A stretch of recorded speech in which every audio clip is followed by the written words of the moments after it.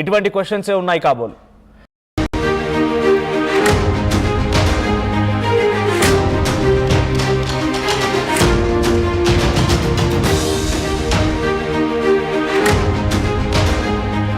Breaking news చూస్తున్నాం. తుని చిన్నారి కేసులో కీలక మలుపు తిరిగింది.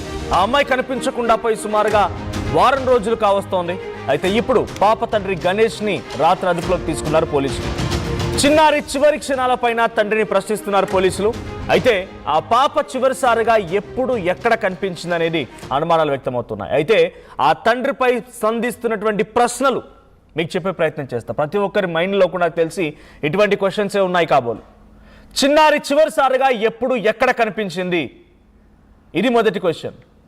ఘటన జరిగినప్పుడు మీరు మీ భార్య ఎక్కడున్నారు? చిన్నారి కనిపించకుండా పోయిన తర్వాత మీరేం చేశారు? కుటుంబంలో ఎవరితోనైనా విభేదాలు ఉన్నాయా? ఈ క్వశ్చన్స్ అన్ని అటు తండ్రి గణేష్ అడగబోతున్నారు. ఎవరినైనా చిన్నారిని తీసుకెళ్లేటువంటి అవకాశం ఉందా? ఎవరైనా మీకు పగ ఉన్న వాళ్ళు కానీ, ఇబ్బంది ఉన్న వాళ్ళు కానీ, మిమ్మల్ని విభేదించేవాడిని కానీ ఆ చిన్నారిని తీసుకెళ్లే అవకాశం ఉందా? ఇక కారు కూడా కొనుగోలు చేశారంట తండ్రి. అంటే ఆ పాప వాళ్ళ తండ్రి గణేష్కి ఒక కారు కూడా కొనుగోలు చేస్తే ఆ కారు విషయంలో కూడా గొడవ జరిగిందంట.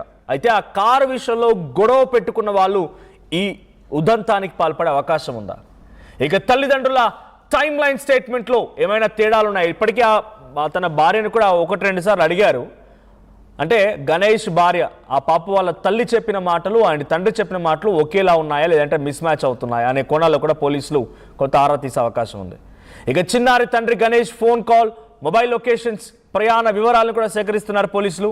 సీసీటీవీ, మొబైల్ డేటా, ప్రత్యక్ష సాక్షుల సమాచారం ఇవన్నీ కూడా తీసుకుంటున్నారు. ఇక కుటుంబ సభ్యులు చెప్పినటువంటి విషయాలకి ఇవన్నీ సరిపోతున్నాయా అని కూడా ఆలోచిస్తారు పోలీసులు. అన్ని కోణాల్లో కూడా దర్యాప్తు చేస్తున్నారు. సో ప్రెసెంట్ ఇక్కడ డైరెక్ట్గా గణేషే నిందితుడా అని చెప్పి అదుపులోకి తీసుకోలేదు పోలీసులు. ఓ క్రాస్ ఎగ్జామినేషన్ అంతే. గణేష్ చెప్పేటువంటి మాటలు తన భార్య చెప్పే మాటలు ఒకేలా ఉన్నాయా లేదా? గణేష్ ఏం చెప్తాడు? తన కూతురు కనబడకుండా పోయిన విషయం పైన గణేష్ అభిప్రాయం ఏంటి? గణేష్ రియాక్షన్ ఏంటి? గణేష్ ఎవరి మీద అనుమానం వ్యక్తం చేస్తున్నాడా?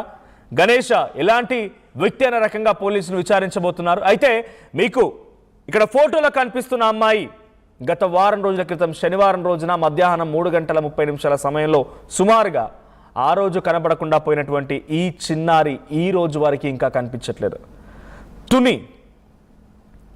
తునిలో మిస్ అయినటువంటి ఈ పాప చుట్టుముట్టు తన నివాసం చుట్టూ మొత్తం కూడా ఎక్కడ చూసినా ఒక సిచ్యువేషన్ మొత్తం అటవీ ప్రాంతమే. పోలీసులు, ఎస్డిఆర్ఎఫ్, స్నిఫర్ డాగ్స్, డ్రోన్స్, అటవీ బృందం కూడా కొంతమంది అక్కడికి చేరుకొని ఈ సహాయక చర్యలో పాల్గొంటున్నారు. వాళ్ళు కూడా అక్కడి నుంచి లైవ్ రిపోర్టింగ్ ఇస్తూ ఉన్నారు. కానీ ఇప్పటివరకు పాప ఆచూకీ దొరకలేదు. ఒకసారి గమనించండి, 7 రోజులు సుమారుగా శనివారం రోజున సాయంత్రం 3:30 గంటల ప్రాంతంలో అమ్మాయి మిస్ అయింది అనుకుంటే 7 రోజులు 168 గంటల పాటుగా ఇప్పుడు ఆ అమ్మాయి ఎక్కడుంది? నిజంగానే ఆ అమ్మాయి సేఫ్గా ఉండుంటే, లేదు ఎక్కడన్నా ఆ అమ్మాయి ఆగిపోయి ఉంటే, ఎక్కడన్నా చిక్కుకుపోయినా లేకుంటే దారి తెలియక ఏడుస్తూ ఉన్నా 7 రోజుల పాటుగా ఆ అమ్మాయి ఆహారం లేకుండా, ఆ అమ్మాయి ఎటువంటిది తినకుండా, అమ్మ చిన్న పిల్ల కదా, పాలు తాగే చిన్న పిల్ల, ఆ పాప ఎటువంటి సిచ్యువేషన్లో ఉండి అర్థం చేసుకోండి. చుట్టూ ఆ కుక్క ఏదో వెళ్ళింది ఆ అమ్మాయితో పాటుగా, ఆ రోజు కనిపించకుండా పోయింది. తిరిగి ఆ పెంపుడు కుక్క వచ్చేసింది. ఆ పెంపుడు కుక్కను పట్టుకొని ఇంకొంత దూరం వెళ్ళగలిగారు. ఆ పెంపుడు కుక్క సహాయంతో ఇంకొంత వెళ్ళగలిగారు. కానీ ఏమాత్రం ఉపయోగం లేకుండా పోయింది. అయితే ఇప్పుడు తండ్రి గణేష్ని అదుపులోకి తీసుకున్నారనే చర్చ, అంటే అది ఆ క్వశ్చన్, ఆ పోలీసు అదుపులోకి తీసుకున్నారనేటువంటి ఆ ఒక్క మాట అందరినీ కూడా షాక్ గురి చేసింది. కానీ కేవలం ఇక్కడ తండ్రిని తీసుకుంది. తండ్రి దగ్గర నుంచి కొంత సమాచారం రాబట్టడం కోసం మాత్రమే అటు తల్లి చెప్తున్న మాట, తండ్రి చెప్తున్న మాట సేమ్గా ఉన్నాయా లేదా, తండ్రికి ఏదో అనుమానాలు ఉన్నాయి, ఈ కోణంలో పోలీసులు విచారిస్తున్నారు. సో మీరెవరైనా ఈ ఇన్సిడెంట్ పైన మీకున్న అనుమానాలని, మీకున్న సందేహాలని, మీకున్నటువంటి సూచనలు ఏదైనా జారీ చేయాలనుకుంటే ప్లీజ్ కింద కనబడుతున్న నెంబర్స్కి కాల్ చేసే ప్రయత్నం చేయండి. ఒకసారి జ్ఞానేశ్వరి తల్లి, ఆ చిన్న పసిపాప తల్లి మాట్లాడుకొచ్చింది ఆర్టీవీతో. తన అనుమానాలు ఏంటి, తనకున్న సందేహాలు ఏంటి ఆర్టీవీతో పంచుకుంది. ఒకసారి మాటలు విందాం. నిన్నటి వరకు అయితే కుక్క పాప క్షేమంగానే ఉన్నారనుకున్నాను సార్. ఎలా ఉన్నా సరే కుక్క అయితే పాపతోనే ఉంటది కదా అన్న చిన్న ధైర్యమే అన్నా. నేనైతే కుక్క వచ్చేసింది సార్. కుక్క వచ్చేయడంతో ఇంత ఎంక్వైరీ చేస్తున్నాం కదా, ఎవరైనా భయపడి వదిలేసారేమో తోట చివరన, ముందు కుక్క వచ్చేసిన తర్వాత అమ్మాయి గారు నడిచి వచ్చేస్తుందేమని కొంచెం సంతోషం పడిపోయింది సార్. సంతోషం పడిపోయి నుంచుని నాకు ఒక దగ్గరికి పరిగెట్టి వెళ్ళి కుక్క వచ్చేసిందని పట్టుకోపోయింది సార్. పట్టుకోపోతే నేను ఆ కుక్క నా మీద అటాక్ చేసింది సార్. అటాక్ చేసి మళ్ళీ పారిపోయింది సార్. పారిపోయిన తర్వాత డిపార్ట్మెంట్ వెళ్ళారు, మా ఆయన గారు వెళ్ళారు సార్. వెళ్తే మా ఆయన గారి మీద మళ్ళీ తిరగబడ్డదండి. మళ్ళీ తిరగబడ్డ తర్వాత మళ్ళీ కొంచెం దూరం వెళ్ళేదండి సార్. వెళ్ళిన తర్వాత మళ్ళీ పిలిస్తే మళ్ళీ చూసిందండి సార్. చూసిన తర్వాత మళ్ళీ ఇంకో కొంచెం దూరంగా వెళ్ళిపోయి కూర్చుందండి సార్. కూర్చొని అలా తుప్పుల్లోకి గడిలోంచి కనిపించలేదండి సార్ కుక్క. మరి అమ్మాయి ఏమైపోయిందో ఎవరు. ఆ పాప కనిపించని రోజు తల్లి ఏం చేసింది అనేటువంటి మాట నా తల్లి చెప్తోంది. చాలాసేపు వెతికాను, తుప్పల్లో వెతికాము, చుట్టూ చెట్టుల్లో ఆ పొదల్లో వెతికాము, అటవీ ప్రాంతం వైపుగా వెళ్ళాము, కానీ ఏమాత్రం ఉపయోగం లేదు సార్ అని చెప్పి ఆ తల్లి దీన పరిస్థితిని చూస్తున్నాం. వారం రోజుల పాటుగా ఆ తల్లి తన కడుపు అంటే తన నవమాసాలు మోసి కని పెంచినటువంటి ఆ పాప కనిపించకుండా పోతే ఆ తల్లి ఎలా ఉందో అర్థం చేసుకోండి. నిజంగానే ఎటువంటి కష్టం, ఎటువంటి ఒక బిగ్గెస్ట్ మిస్టరీ ఎవరికి జరగకూడదు కూడా.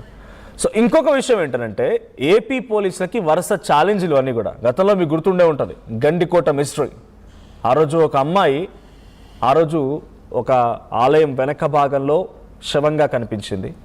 ఆ రోజు నుంచి ఈ రోజు వరకు ఆ అమ్మాయి మృతదేహానికి అంటే ఏం జరిగింది, ఎవరు హతమార్చారు అనేది ఇంకా మిస్టరీయే, ఇంకా క్వశ్చన్ మార్కే. సేమ్ యాజ్ లైక్ ఇప్పుడు వారం రోజులు అవుతోంది ఈ అమ్మాయి కేసులో కూడా చిన్న పసిపాప 2.5 సంవత్సరాల పాప తప్పిపోయిన సంఘటనలో కూడా ఏపీ పోలీసులు ఒక ఛాలెంజ్ ఎదుర్కొంటున్నారు. సో ఇంకొక మాట కూడా మాట్లాడుకొచ్చింది. ఇక చూస్తున్న విజువల్స్లో సిఫర్ డాగ్స్ వెళ్తూ ఉన్నాయి, డ్రోన్స్ వెళ్తున్నాయి, ఎస్డీఆర్ఎఫ్ ఎన్డీఆర్ఎఫ్ బృందాలు వెళ్తున్నాయి. తలా ఓ కర్ర చేతిలో పట్టుకొని అటవీ ప్రాంతాన్ని మొత్తం వెతుకుతున్నారు, కానీ నో రెస్పాన్స్ అట్లా. అసలు అమ్మాయి నిజంగా నడుచుకుంటూ వెళ్తే ఇంత దూరం వెళ్ళగలుగుతుందా? అమ్మాయి కోసం నిజంగా 5-6 కిలోమీటర్ల వరకు వెతుకుతూ ఉన్నారంటే 5-6 కిలోమీటర్ల అమ్మాయి వెళ్ళగలిగిందా నడుచుకుంటూ ఈ అటవీ ప్రాంతంలో, ఈ చెట్ల మధ్యలో నుంచి? బట్ ఒక విషయం ఇక్కడ, ఆ పాప తల్లి మళ్ళీ కొన్ని అనుమానాలు వ్యక్తం చేస్తూ మాట్లాడుకొచ్చింది ఆర్టీవీతో. ఒకసారి ఆ పాప తల్లి ఏం మాట్లాడిందో చూద్దాం. లేదు సార్, ఇది వరకు